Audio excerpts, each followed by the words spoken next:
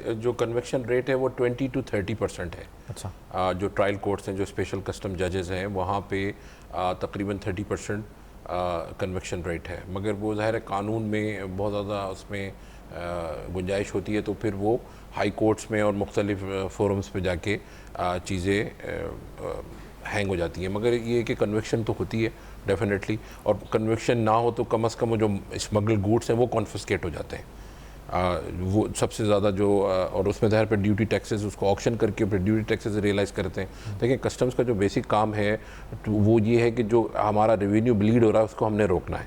क्योंकि कस्टम्स के कानून में, सेल्स टैक्स के कानून में ये है कि अगर कोई टैक्स एवेजन ये करते हुए पकड़ा जाए और वो सरेंडर कर दे तो कंपाउंडिंग ऑफ एफआईआर का भी उसमें है। अच्छा। कि आप उसमें कंपाउंडिंग ऑफ एफआईआर 32B है कस्टम्स एक्ट में, और 37(1)A है सेल्स टैक्स एक्ट में, कि अगर वो ड्यूटी टैक्सेस और वो जुर्माना और पेनल्टी देने को तैयार हो जाता है जो टैक्स एवेडर है, तो वो उसकी कंपाउंडिंग वो होती है फेडरल बोर्ड ऑफ रेवेन्यू के जो मेंबर लेवल, बहुत सीनियर मोस्ट लेवल पे कंपाउंडिंग होती है।